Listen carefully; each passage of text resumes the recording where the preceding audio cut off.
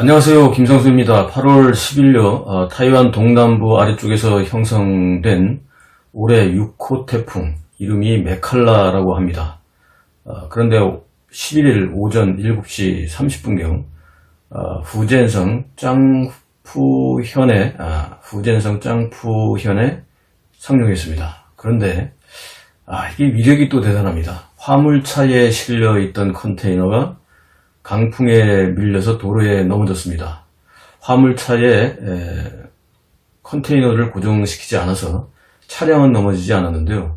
컨테이너가 넘어졌습니다. 그리고 대형 가로수가 뿌리채 뽑혀서 차량을 덮쳤습니다. 지붕도 날아갔는데요. 영상 보시죠.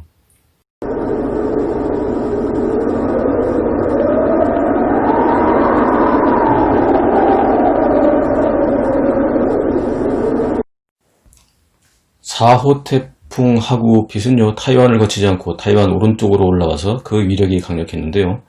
이번 태풍도 그림에서 계속 보시다시피 4호 태풍 하구핏처럼요 12급으로 초당 33m의 강풍을 동반했는데, 이 태풍도 타이완을 거치지 않고 이번에는 희한하게도 왼쪽으로 올라왔습니다.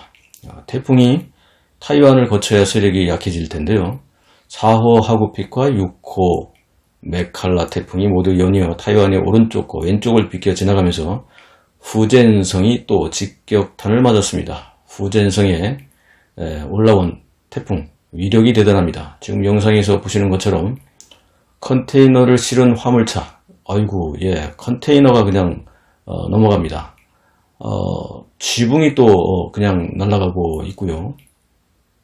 태풍의 위력, 저건 뭐 도대체 말로 표현할 수가 없습니다. 공장의 건물 외벽, 저건 뭡니까? 이렇게 넘어가고 있고요. 지금 지붕이 하우스 같은 경우는 그냥 그리고 이렇게 좀 평상시에 보지 못하던 이런 장면들, 주변에 위험하죠. 자, 이렇게 태풍이 강력한 위력을 발휘하고 있습니다. 지금 그 장면을 다시 보면 지금 지붕이 날아간 그 집에서 다시 하늘이 그냥 그대로 드러나 있습니다. 조금 있다가 이거 비 올 텐데 이 집도 어떡하죠? 자, 오랜 장마와 폭우 그리고 태풍으로 인해서 후젠성 같은 경우 곤욕을 치르고 있습니다. 지금 보십시오. 가로수가 그대로 떨어져 나뭇잎들이 떨어져 나가고 있고 대형 가로수가 쓰러져 가지고 지금 보십시오. 차량을 덮쳤는데 인명사고는 없었다고 합니다. 자, 저렇게 큰 가로수가 그냥 그대로 뽑혀 버렸습니다. 나뭇가지가 떨어지는 정도가 아니라 뿌리가 아니라 저건 아예 그냥 톱으로 썰어낸 것 같군요. 이거는 부러진 겁니다. 자, 이렇게 해서 많은 피해가 계속해서 발생이 되고 있는데요. 그러다 보니까 이제 말씀드렸던 이 땅꺼짐 현상, 싱크홀, 이 경우도 물을 머금고 있던 대지가 더 이상 이제 못하다 보니까 쓸려 나가는 거죠.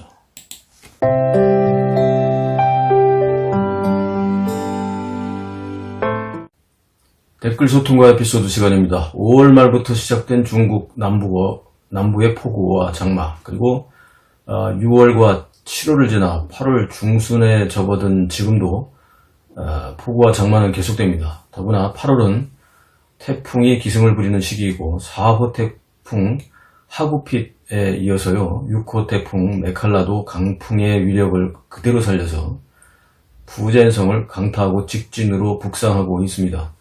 근데요, 정말 희한하게도 두 태풍이 모두 타이완을 4호 태풍은 오른쪽으로, 6호 태풍은 왼쪽으로 비켜서 올라갔습니다. 서태평양 바다에서 태어난 태풍의 위력이 그대로 중국을 강타하는 것인데요. 타이완을 거치면 약해질 거 아닙니까? 그런데 오른쪽, 왼쪽 이렇게 희한하게 비껴가네요. 중국 네티즌들의 말처럼 올해 중국 대륙에 정말 천벌이 내리는 걸까요? 구독자 여러분들께서 궁금해하시는 산샤댐 상황은요, 방류로 수위 조절을 하고 있기 때문에 제가 계속 살펴봐도 중공의 말처럼 아직은 문제가 없어 보입니다.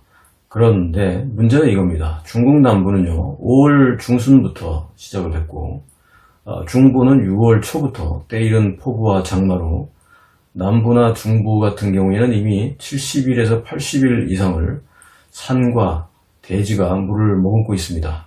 자, 그렇다면 이게 무슨 얘기입니까? 산과 대지, 산림, 포용할 수 있는 수분의 양, 즉 산과 땅과 나무들이 홍수 조절 역할은 이미 포화 상태라는 거 아닙니까? 더 이상 이제 물을 머금고 있을 수가 없는 거죠. 자, 그렇기 때문에 우리가 주목할 건 두 가지입니다. 첫 번째는요, 계속해서 폭우와 장마와 태풍이 중국 남부와 중부에 얼마나 더 타격을 주느냐, 얼마나 영향을 미치느냐, 이거죠. 두 번째는 스촨성에서는요, 계속해서 진도 3 내지 4의 지진이 발생이 되고 있습니다. 물론 이제 3 내지 4 정도이기 때문에 지금은 큰 피해가 없습니다만, 이것이 계속해서 누적되고 지진이 계속해서 발생이 된다? 그러면 대형 지진도 예측을 할 수가 있죠. 지난번 뭐 산울림 소리, 괴성 이런 방송도 제가 했지 않습니까? 그 이후로 계속해서 3 내지 4 지진이 발생하고 있습니다. 자, 요약하면요, 우리가 주목할 건 홍수와 지진 이 두 가지인데요. 이것이 과연 클로스 타임으로 만나게 되면 이건 뭐 중공에게는 재앙이 아닐 수가 없습니다. 그리고 장강뿐만 아니라 계속해서 폭우와 장마가 계속되다 보니까 그 위에 있는 황허도 홍수에 지금 시달리고 있습니다. 올해 그러다 보니까 중공의 재앙은요, 이것뿐만 아닙니다. 뭐 이미 아시다시피 계속 제가 여러 번 말씀을 드렸지만 오랜 우한폐렴, 코로나 봉쇄, 가뭄, 홍수, 어떤 지역은 또 가뭄이고 어떤 지역은 또 홍수로 날리고 거기에다가 뭐 메뚜기, 이건 뭐 아프리카 메뚜기가 오지도 않았는데 자체 메뚜기 때가 또 있잖아요. 예, 거기다가 때늦은 뭐 6월달에 폭설, 이거 보리농사 다 망했죠. 그리고 이건 뭐 이것저것에서 내렸던 주먹폭탄, 우박 아시죠? 주먹폭탄, 우박폭탄.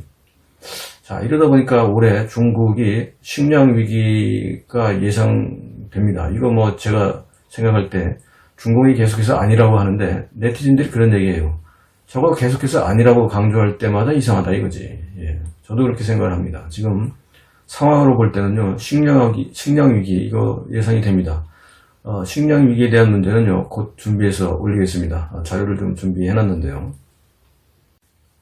올해 중국은 정말 문제가 많습니다. 예. 올해 2020 이런 말이 생각납니다. 뿌린 대로 거두리라, 자업자득, 제 발등 찍기.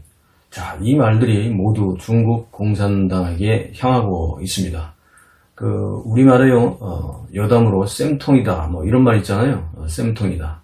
이걸 중국말로 하면 어떻게 될까요? 예, 중국말 하나 제가 말씀드리겠습니다. 중국말로 하면 쌤통이다는 호가이, 예, 호가이, 호가이, 예, 한번 따라 해보실까요? 중공 호가이, 중공 호가이, 예, 중공 쌤통이다, 이런 말이 됩니다. 다음 방송에 뵙겠습니다. 감사합니다.